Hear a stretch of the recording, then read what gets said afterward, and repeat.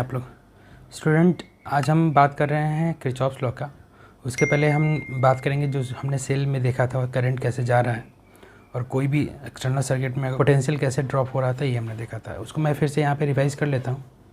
जैसे कि मान लो कि हमने देखा था कि यहाँ पे कोई एक रजिस्टर है, ठीक है, और रजिस्टर में क्या हो रहा है, करंट ऐसे जा रहा है, आई करंट, ठीक है। तो हमने क्या बोला था कि कोई भी अप्लायंस है या कोई भी बैटरी होगा, उसके आजू बाजू में हमको एक इमेजिनरी पॉइंट डाल देना है, ठीक है। तो यहाँ पे एक डाल दिया, यहाँ पे पॉइंट डाल दिया, ठीक है। अब अगर इसमें सोचेंगे करंट जब जो जा रहा है लेफ़्ट टू राइट, ये करंट इसमें भी जाएगा, यानी करंट का डायरेक्शन ऐसा होगा। तो जनरली हम लोग जानते हैं करंट के डायरेक्शन में इलेक्ट्रिक फील्ड का डायरेक्शन होता है, और इलेक्ट्रिक फील्ड डायरेक्शन कितना है, पॉजिटिव टू नेगेटिव होता है। इसका मतलब अगर हम इसमें करंट के डायरेक्शन को अगर पॉजिटिव और नेगेटिव में दिखाना चाहेंगे तो यहाँ पे हम लोग प्लस कर देंगे, यहाँ पे माइनस कर देंगे, ठीक है। तो आपको ये चीज़ हमेशा ध्यान में रखना है, जब भी करंट के डायरेक्शन में जाइएगा तो कोई भी रजिस्टर में जो करंट का डायरेक्शन आप लीजिएगा तो जो गिवन डायरेक्शन होगा ना, वहाँ से पॉजिटिव टू नेगेटिव ले लीजिएगा। तो ये मेरा क्या है, रजिस्टर में ऐसे मेरा पोटेंशियल ड्रॉप करेगा, और इससे सिग्निफिकेंस हमने ऑलरेडी बताया था। अभी हम ओम्स लॉ हम लोग जब किरचॉफ्स लॉ देखेंगे तो उसमें हमने जब वोल्टेज लॉ देखेंगे तो उसमें हम देखेंगे कि पोटेंशियल कैसे ड्रॉप कर रहा है, और ये जो दो पॉइंट पॉजिटिव और नेगेटिव जो होगा वो करंट के डायरेक्शन। ये भी दिखा था, अगर सपोज मान लो कि अगर कोई बैटरी अगर रखा हुआ है तो यहाँ पे, तो बैटरी में हम लोग जानते हैं कि जो बड़े वाला डंडा होता है वो पॉजिटिव होता है और उसको नेगेटिव लेते हैं। तो ये मान लो कि अगर एक कोई भी गिवन सर्किट है या कोई भी मिक्स सर्किट है और उसमें एक से ज़्यादा अगर बैटरी लगा के रखता है तो हम लोग जनरली ओम्स लॉ से उसको उसको सॉल्व नहीं कर पाते हैं। तो उसको सॉल्व करने के लिए हम लोग क्या है, एक नया मेथड लगाना होता है जिसको हम लोग बोलते हैं किरचॉफ्स लॉ। किरचॉफ्स लॉ दो तरीके से होते हैं, एक करंट लॉ होते हैं, एक वोल्टेज लॉ होते हैं। तो करंट लॉ में क्या बोलता है कि सपोज मान लो कि अगर सर्किट में जितने भी वायर होंगे, वायर में जो भी करंट होगा तो वो करंट अगर एक गिवन जंक्शन पर देखेंगे तो क्या हो जाएगा, वो जीरो हो जाएगा। कहने का मतलब ये है कि अगर summation of current at the given junction हम देखेंगे तो जीरो होगा। मतलब अगर सपोज हम इसको ऐसे देखें कि पहले से उस जंक्शन पे कोई करंट नहीं था या कोई चार्ज नहीं था, बाद में भी कोई चार्ज नहीं होगा। इसका मतलब ये है कि जितना इनफ्लो चार्ज होगा या जितना इनफ्लो करंट होगा उतना ही आउटफ्लो करंट होगा। जैसे यहाँ पे हमने ऑलरेडी दिखा रखा है, जैसे मान लो कि यहाँ पे 4 वायर है और चारों वायर में करंट आ रहा है। तो मान लो कि वायर ये है, I1 करंट इस वायर में आ रहा है, ठीक है, और I3 करंट इस वायर में आ रहा है। तो ये दोनों वायर का जंक्शन जो है वो सी पॉइंट पे है। तो नेट इनफ्लो करंट जो है, जो इनकमिंग करंट है, वहीं तो मेरा आउट गोइंग करंट होगा। तो ये जो I2 है और I4 है, इसका मतलब ये बोल रहा है कि सेंटर ये जो जंक्शन पॉइंट है या फिर जो नोड है, नोड पे मेरा नेट करंट जीरो होना चाहिए या नेट चार्ज जीरो होना चाहिए। तो उसके लिए कब पॉसिबल है, तो जितना इनकमिंग करंट होगा उतना ही आउट गोइंग करंट के बराबर होगा। तो यानी I1 प्लस I3 जो होगा वो I2 प्लस I4 के इक्वल होगा। यही मेरा क्या कहता है, किरचॉफ्स करंट लॉ बोलता है, जो कि बेस्ड होता है कंजर्वेशन ऑफ चार्ज पे, क्योंकि नेट चार्ज हमेशा क्या होता है, जीरो होता है, ठीक है। तो यहाँ पे हमने वही लिखा है, at any junction sum of incoming current is equal to sum of outgoing current. और इस फिगर से I1 plus I3 equal to कितना हो जाएगा मेरा, तो I2 प्लस I4। और ये सारा किस पे बेस्ड है, तो कंजर्वेशन ऑफ चार्ज पे। तो इसलिए हमने यहाँ पे ऑलरेडी लिख रखा है कि summation of current at given node equal to zero, ठीक है। तो आई होप ये आपको समझ में आया होगा। इस पर हम छोटा सा एक एग्जांपल ले लेते हैं। सपोज मान लो कि कोई स्क्वायर लूप करके एक वायर दे रखा है और इसमें जो करंट इनपुट हो रहा है वो यहाँ से 5 हो रहा है, यहाँ से 15 हो रहा है, यहाँ से 3 हो रहा है, और यहाँ से आउटगोइंग करंट पूछ रहा है। तो क्वेश्चन में पूछा है कि ये जो आउटगोइंग करंट होगा वो कितना होगा। तो हमने अभी पढ़ा था कि किसी भी जंक्शन पे या किसी भी जंक्शन पे नेट करंट क्या होता है, जीरो होता है। यानी जितना इनकमिंग करंट होगा उतना ही आउटगोइंग करंट होगा। जो कंजर्वेशन ऑफ चार्ज को अप्लाई कर देंगे। तो सबसे पहले देखेंगे इस टोटल सर्किट में कितना करंट इनपुट हो रहा है। तो टोटल करंट इनपुट हो रहा है 15 + 3 + 5। तो यही करंट तो यहाँ से आउट होगा, क्योंकि आउट होने का और कोई ऐसा नोड है ही नहीं, एक ही नोड है जहाँ से करंट बाहर निकल रहा है।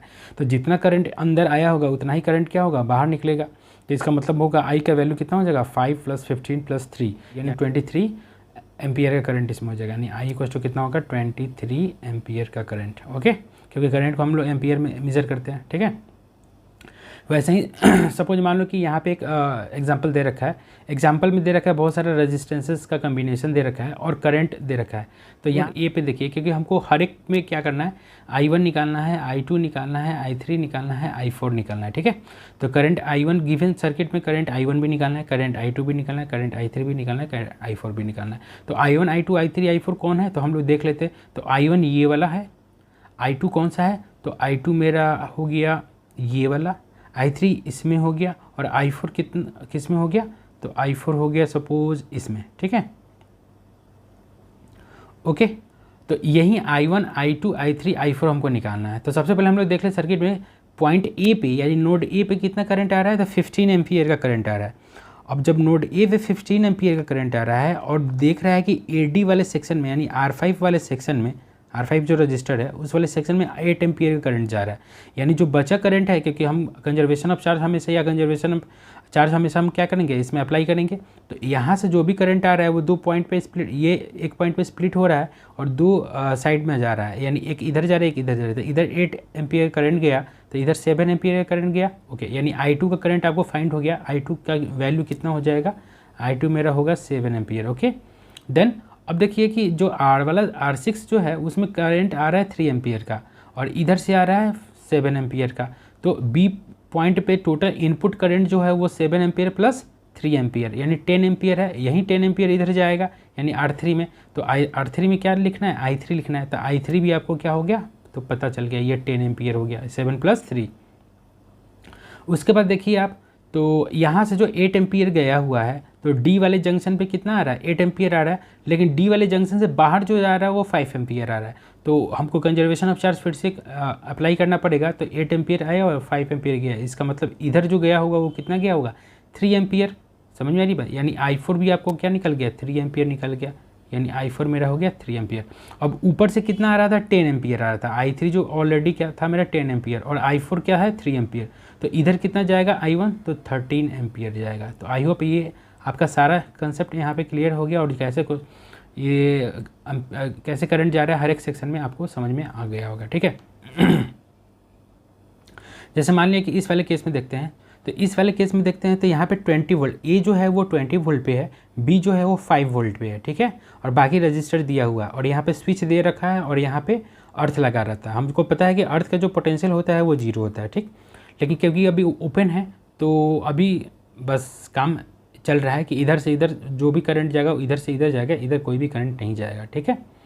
क्वेश्चन में बोल रहा है कि करंट हमको स्विच से कितना पास होके जाएगा ये बताना है, जब स्विच क्या हो जाए, क्लोज हो जाए। यानी स्विच जब क्लोज हो जाएगा तब कम एम्पियर कितना से जाएगा, इतना इसमें कितना करंट फ्लो करेगा। तो देखिए अब जैसे ही ये 0 पे हो गया ना, तो इसका ये वाला एंड भी 0 पे हो गया। समझ में आ रही बात, ये वाला एंड भी 0 वोल्टेज पे हो गया। अब ये वाला जो एंड है वो ए वाले एंड जो है ए वाला 20 वोल्ट पे है और 5 वाला जो है वो 50 वोल्ट पे है।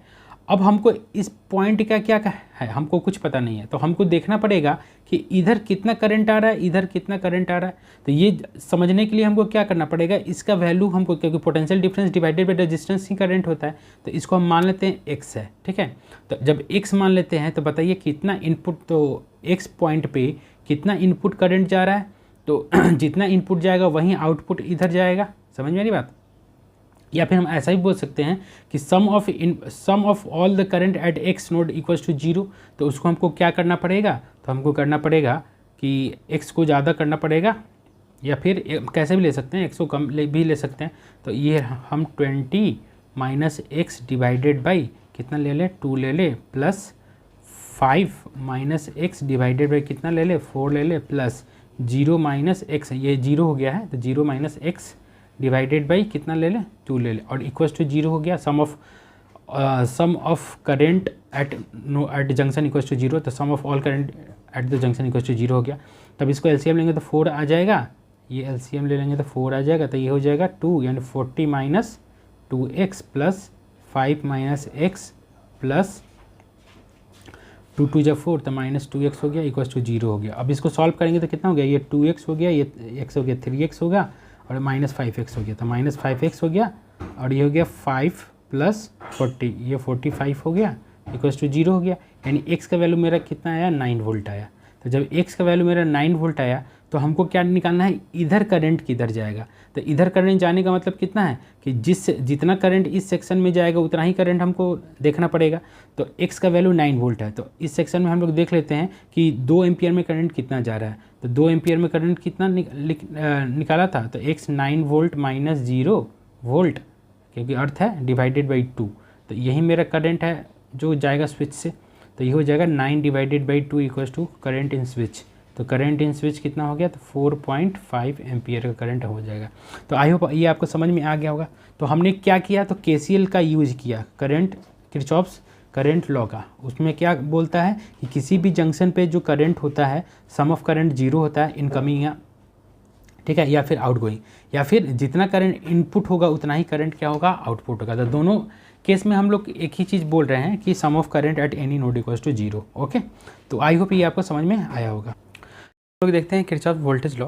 तो किरचॉफ्स वोल्टेज लॉ में हमने क्या देखा, हम देखेंगे कि हमने देखा है कि जो अगर सपोज मान लो कि एक सर्किट है और उसमें बैटरी लगा हुआ है और उसमें अप्लायंस लगा हुआ है, तो जितना एनर्जी बैटरी देगा वही एनर्जी वो क्या करेगा, सर्किट में यूज होगा बाय द अप्लायंसेस। ओके, तो कहने का मतलब ये है कि कहीं ना कहीं जब एनर्जी जो खर्च हो रहा है वो किसके हिसाब से खर्च हो रहा है, तो बैटरी के हिसाब से खर्च हो रहा है।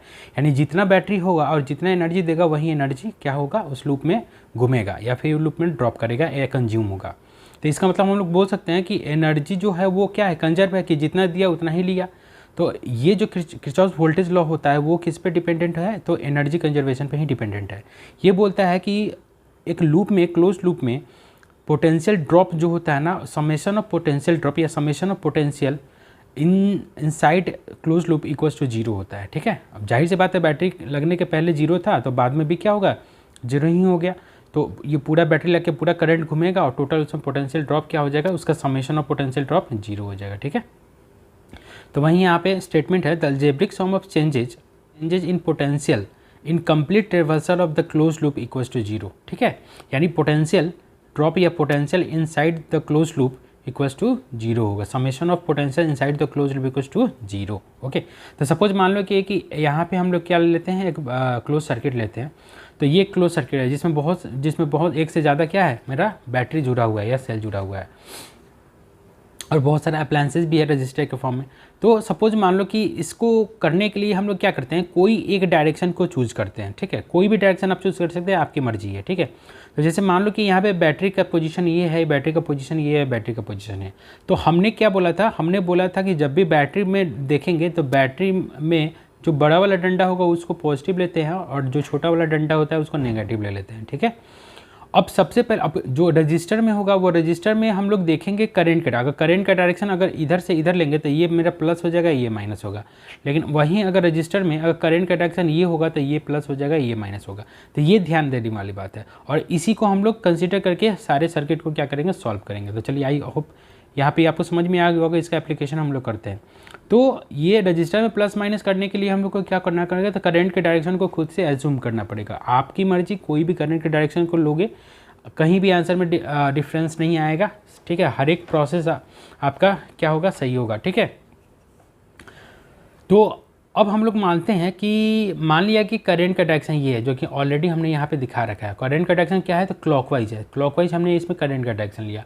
तो जब करंट का डायरेक्शन क्लॉकवाइज लेंगे तो क्लॉकवाइज के हिसाब से ही हम लोग क्या करेंगे, तो पॉजिटिव माइनस रजिस्टर में लिखेंगे। तो क्योंकि करंट इधर से इधर जाएगा तो ये प्लस माइनस, करंट इधर से इधर जाएगा तो प्लस माइनस, करंट इधर से इधर जाएगा तो प्लस माइनस, करंट इधर से इधर जाएगा तो प्लस माइनस हो गया। अब हमको क्या करना है, बैटरी का पोजीशन लिखना है। तो बैटरी का प्लस माइनस कैसा होता है, हाई पोटेंशियल पे पॉजिटिव, लो पोटेंशियल में negative, plus minus plus minus plus minus. Okay, अब हमको दूसरा चीज़ क्या करना होता है, दूसरा चीज़ करना होता है हमको इमेजिनरी पॉइंट लेना होता है।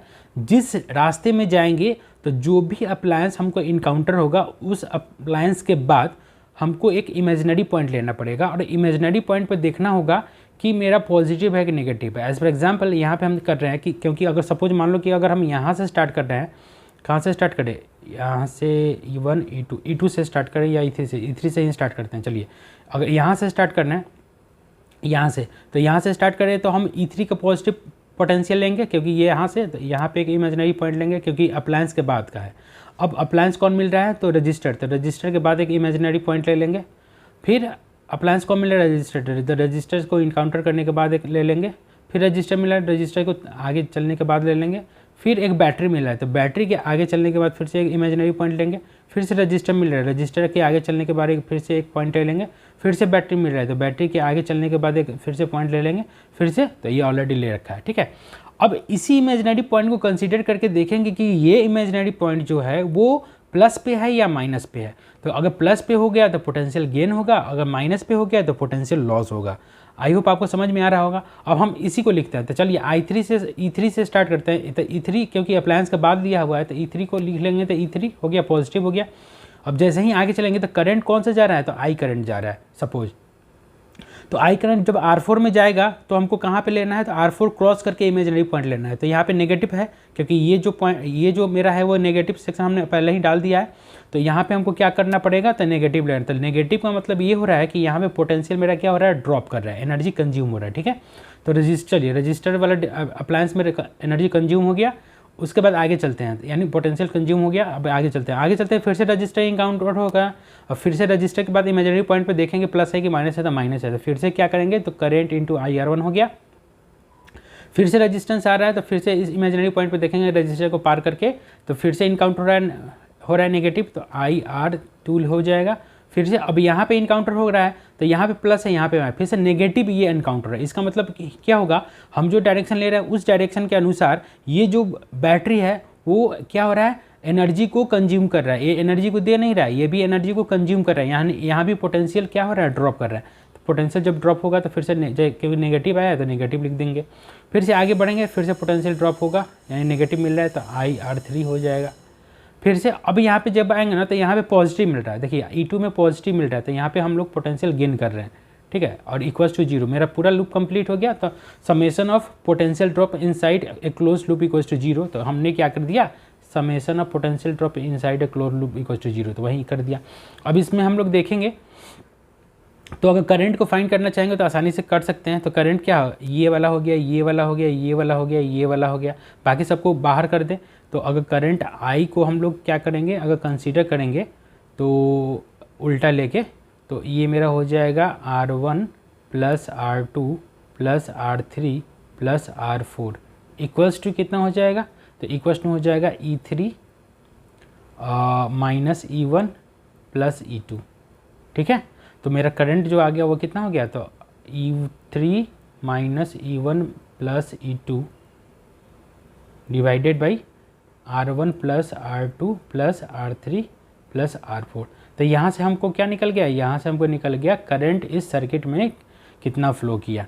अब हम जैसे ही करंट अगर मिल गया तो हम हर एक रजिस्टर या हर एक अप्लायंस के थ्रू हम लोग क्या कर सकते हैं, पोटेंशियल ड्रॉप भी निकाल सकते हैं या बता भी सकते हैं कि इसमें एनर्जी कितना कंज्यूम हो रहा है।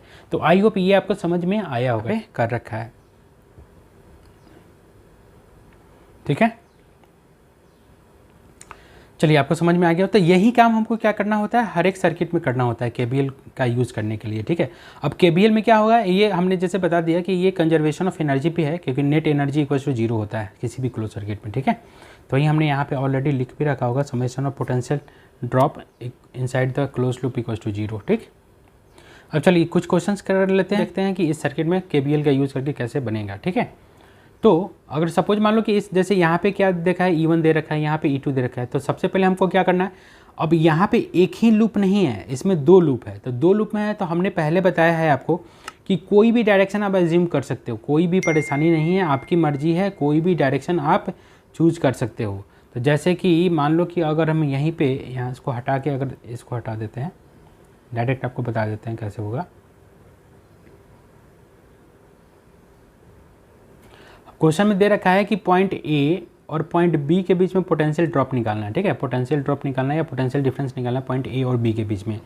तो हमको क्या करना है, तो देखिए हम कोई भी डायरेक्शन लेंगे तो सबसे पहले तो बैटरी का पोटेंशियल हम लोग डिफाइन कर देते हैं, plus minus plus minus plus minus. ठीक है, तो प्लस माइनस डिफाइन कर दिया। अब हमको देखना पड़ेगा करंट। तो करंट आपकी मर्जी है कैसे भी लेंगे। तो मान लीजिए कि अगर इस लूप में करंट को ऐसे निकालोगे, तो मान लो कि I1 करंट निकालोगे, सपोज I1 करंट निकालोगे, और इस लूप से कितना निकालोगे, तो I2 करंट निकालोगे सपोज। तो आपकी मर्जी, कुछ भी कर सकते हो। ठीक है, तो अब बताओ जब I1 करंट इधर जाएगा तो ये इधर घूमेगा, तो इसको ले लो क्या, क्लॉकवाइज, और इसको ले लो एंटी क्लॉकवाइज। ठीक है, कैसे भी आपका आंसर आ जाएगा। ठीक है, तो इसको जब क्लॉकवाइज या इसको एंटी क्लॉकवाइज लोगे तो क्या होगा, करंट इधर से इधर जाएगा और इसमें इनपुट होगा, इधर से इधर करंट जाएगा, इसमें इनपुट होगा। तो इसमें कितना करंट जाएगा, तो I1। तो जब I1 जाएगा तो इसको प्लस माइनस आप ऐसे कर सकते हो, तो इसमें I1 करंट जाएगा। इसमें कितना करंट जाएगा, तो I2 जाएगा, तो इसको भी प्लस माइनस कर सकते हो, इसमें I2 करंट गया। लेकिन इसमें कितना करंट जाएगा, तो इसमें I1 प्लस I2 दोनों करंट जाएगा, इसमें जाएगा I1 प्लस I2।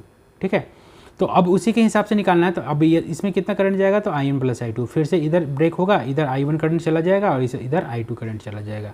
तो आई होप ये आपको क्लियर हो रहा होगा। अब हम इसका इक्वेशन लिख लेते हैं। तो इसका इक्वेशन मान लो कि फर्स्ट वाले लूप का इक्वेशन लिखेंगे, तो फर्स्ट वाले लूप का इक्वेशन कितना लिखोगे, यहाँ से इमेजिनरी पॉइंट ये है, इमेजिनरी पॉइंट ये है, इमेजिनरी पॉइंट ये है, इमेजिनरी पॉइंट ये है, ठीक है। तो हम इमेजिनरी पॉइंट ले लिए, तो चलिए इसमें भी इमेजिनरी पॉइंट यहाँ पे ले लिए मतलब करंट के डायरेक्शन में, इसके बाद अप्लायंस के बाद।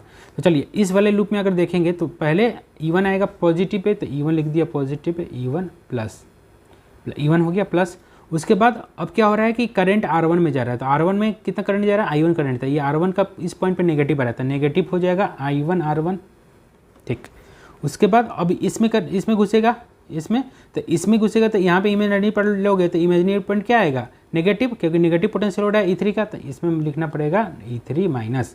उसके बाद रेजिस्टेंस इसमें R3 में क्या होगा, करंट फिर से यहाँ पे ड्रॉप करेगा, तो I, अब इसमें करंट कितना होगा, तो करंट होगा I1 प्लस I2, और यहाँ पे 0 हो जाएगा, तो इक्वल्स टू हो जाएगा 0। तो यहाँ से एक इक्वेशन आपका बन गया। दूसरा इक्वेशन इस वाले लूप से बना लो। तो इस वाले लूप में क्या करोगे, यहाँ से स्टार्ट करो, तो E2 से, तो E2 का ये पॉजिटिव पोटेंशियल हो गया, पॉजिटिव हो गया, इसमें ड्रॉप करेगा I2, तो I2 ड्रॉप करेगा तो माइनस I2 R2 हो गया। फिर इसमें ड्रॉप करेगा E3, तो माइनस E3 हो जाएगा। फिर यहाँ पे ड्रॉप करेगा R3, तो R3 में कौन सा करंट है, तो I1 plus I2 into R3, और इधर चला गया 0। तो यहाँ पे आपको क्या मिल गया, 2 इक्वेशन मिल गया, ठीक है। तो जब 2 इक्वेशन मिल गया तो क्या करेंगे आप, आसानी से इसको सॉल्व करेंगे। तो मेरा क्योंकि 2 अननोन है I1 और I2, तो 2 इक्वेशन है तो आसानी से सॉल्व हो जाएगा, I1 I2 का वैल्यू निकल जाएगा, क्योंकि हर एक चीज़ दिया हुआ है, E1 दिया हुआ है, E2 दिया हुआ है, E3 दिया हुआ है, R1 R2 R3 सब चीज़ दिया हुआ है। तो इसको सॉल्व कर लीजिएगा, आंसर आ जाएगा। ओके, आप ऐसा भी कर सकते हैं, कोई भी लूप्स लग सकता है, मान लीजिए एक छोटा लूप और एक बड़ा लूप भी ले सकते थे, कोई दिक्कत नहीं है, ठीक है। आपकी मर्जी, आप कैसे भी कर सकते हैं, हर एक कंडीशन में आंसर सेम ही आएगा, ठीक है। चलिए जैसे मान लिया कि अब एक और क्वेश्चन देखते हैं, ये वाला क्वेश्चन। ये वाले क्वेश्चन में क्या है कि ये वही वाला क्वेश्चन है क्या, नहीं, चलिए इस वाले क्वेश्चन में देखते हैं। तो इस वाले क्वेश्चन में फिर से करंट ले लीजिए। करंट क्या होगा, ऐसे मान लीजिए इसमें ऐसे करंट ले लें, इसमें ऐसे करंट ले लें, ठीक है।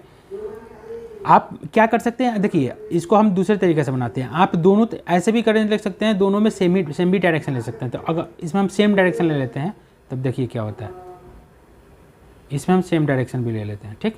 तो सेम डायरेक्शन, तो मान लीजिए ये भी क्लॉकवाइज है और ये भी क्लॉकवाइज ले लिए। तो अब इसमें कितना करंट होगा, I1 करंट जा रहा है, ठीक है। अब जब I1 करंट इधर जाएगा तो ये प्लस माइनस हो गया, तो यहाँ पे प्लस माइनस हो जाएगा। अब चलिए, अब क्योंकि करंट इधर जा रहा है तो इसमें I1, अब ये जो करंट I1 जाएगा, ठीक है। अब क्योंकि करंट का डायरेक्शन हमने ये ले रखा है, इसका मतलब I1 करंट ही टूटेगा इधर। तो इधर मान लीजिए कि इधर I2 अगर जा रहा है इधर, तो इधर कितना जाएगा, तो I1 माइनस I2 चला जाएगा, क्योंकि I1 करंट ही इधर डिस्ट्रीब्यूट हो रहा है, ठीक है। हमने ऐसा समझ लिया कि इसमें करंट आएगा। तो चलिए, तो जब करंट इधर आएगा तो ये प्लस हो जाएगा, ये माइनस होगा, और करंट नीचे आ रहा है तो ये प्लस हो जाएगा, ये माइनस हो जाएगा। अब यहाँ का पॉइंट ये, तो नेगेटिव पोटेंशियल, ये पॉजिटिव पोटेंशियल। अब बस चलिए, तो फर्स्ट वाले लूप में काम करें, ये वाले लूप में। तो जब ये वाला लूप में काम करेंगे तो कितना हो जाएगा, तो यहाँ से स्टार्ट करें तो 15 वोल्ट, तो 15 हो गया, पॉजिटिव पे है तो पॉजिटिव लिख दिया, माइनस 6 इंटू I1 हो गया, ठीक। अब फिर ये लूप में घूमेंगे तो ये लूप में क्या बोल रहा है, तो 3 बोल रहा है, तो फिर से -3 इंटू I1 माइनस I2। अब इधर ये चला जाएगा करंट, इधर घूम I1 करंट चला जाएगा, क्योंकि इधर से घूम के भी I1 माइनस I2 जाएगा, तो I2 कट के I1 निकल जाएगा, तो इक्वल्स टू 0 हो जाएगा। तो एक इक्वेशन ये होगा। इससे भी बना सकते हैं हम लोग, तो इस लूप में बनाएंगे तो इस लूप में क्या होगा, तो ये अब बताइए कैसे भी जा सकते हैं। करंट का डायरेक्शन ये है, हम ऐसे भी जा सकते हैं, कैसे भी जा सकते हैं। तो चलिए हम ऐसे ही जा रहे हैं, तो जब ऐसे जा रहे हैं तो यहाँ पे मेरा क्या है, पॉजिटिव टर्मिनल है। अगर हम इधर जाएंगे तो ऐसे जाएंगे, अगर एंटी क्लॉकवाइज जाएंगे तो एंटी क्लॉक वाले डायरेक्शन से हमको लिखना पड़ेगा, क्लॉकवाइज जाएंगे तो क्लॉकवाइज वाले डायरेक्शन से हमको लिखना पड़ेगा। तो कैसे भी कर सकते हैं। अगर क्लॉकवाइज डायरेक्शन से जाए तो हमको -30 लेना पड़ेगा, तो -30 हो गया। फिर इधर घूम गए, तो अब क्या, करंट ऊपर से नीचे आ रहा था, लेकिन हम जा रहे हैं नीचे से ऊपर, तो इस पॉइंट पे कितना हो गया, तो ये पॉजिटिव इनकाउंटर हो रहा है, यानी प्लस हो जाएगा। तो प्लस कितना होगा, तो 3 I1 माइनस I2। अब इसमें जा रहा है तो इसमें क्या हो रहा है, तो इसमें माइनस हो रहा है, तो माइनस कितना होगा, 3 I2 इक्वल्स टू 0। बस काम खत्म। चलिए ये वाले क्वेश्चन को भी हम लोग देख लेते हैं। तो इस वाले क्वेश्चन में क्या बोला है, इस वाले क्वेश्चन में बोला है कि हमको पोटेंशियल डिफरेंस निकालना है वी और वी डी के, यानी इसका पोटेंशियल और इसके पोटेंशियल का डिफरेंस निकालना है। तो जब इसके और इसके पोटेंशियल डिफरेंस निकालने के लिए हमको क्या करना पड़ेगा, सबसे पहले देखना पड़ेगा इसमें करंट कितना जा रहा है, इसमें करंट कितना जा रहा है। तो सबसे पहले इसका इंडिविजुअल करंट, मान लो ये मेरा डायरेक्शन हो गया और इसका ये डायरेक्शन हो गया, सिंपल डायरेक्शन ले लेते हैं। तो इसका डायरेक्शन जब ये ले लोगे तो ये कितना हो जाएगा, ये टोटल एक ही ग्रुप हो गया ना, एक ही क्लोज लूप हो गया। तो टोटल वोल्टेज हो गया 10, टोटल रेजिस्टेंस हो गया। तो आई इक्वल टू कितना होगा, मान लो इसमें I1 करंट जा रहा है I1, तो I1 इक्वल टू कितना होगा, वोल्टेज बाई आर इक्विवेलेंट कितना होगा 5।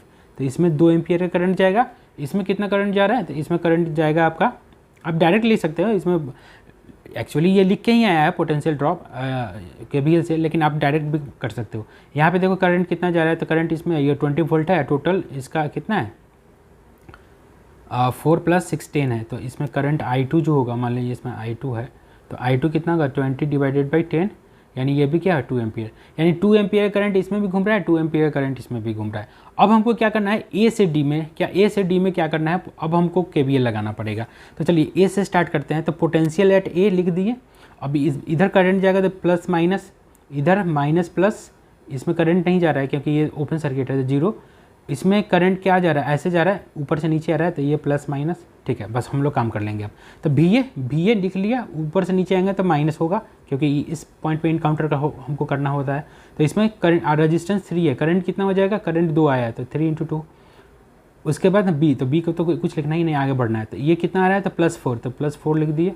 अब इसमें कोई भी करंट नहीं जा रहा है, सिर्फ वोल्टेज था, तो कोई भी करंट नहीं जा रहा है तो 0, क्योंकि ये ओपन था, इधर कोई करंट जा ही नहीं रहा है, ओपन है। ओपन इन द सेंस मतलब ये इसका क्लोज है, ये इसका क्लोज है, इसमें कोई भी करंट फ्लो नहीं कर रहा है, ठीक है।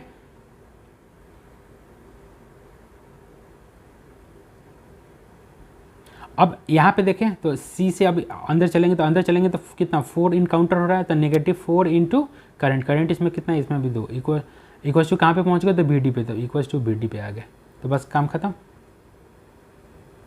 तो B A minus B D equal to कितना हो गया, तो B A minus B D हो गया 6 में से 4 गया 2 -2 -8 -10, यानी उधर जाएगा तो 10 हो जाएगा। तो यानी 10 वोल्ट मेरा क्या हो गया, B A minus B D का आंसर हो गया। तो आई होप ये आपको समझ में आया होगा। तो केवीएल मेरा इतना ही था, ठीक है। हम लोग इसमें डिफरेंट तरीके से आप क्या लेंगे, क्वेश्चन लेंगे और हमको सॉल्व करना है, ठीक है। तो आई होप ये अगर समझ में आया होगा, ठीक है। अगर समझ में नहीं आया तो इसको पीछे जाइए और अच्छे से समझिए। चलिए मिलते हैं नए वीडियो में नए क्वेश्चन के साथ। इसी पे अब हम लोग को डिफरेंट क्वेश्चन को क्या करना है, सेटअप करना है, और सिमेट्री भी हम लोग पढ़ेंगे धीरे धीरे आगे बढ़ के। ओके चलिए, थैंक यू।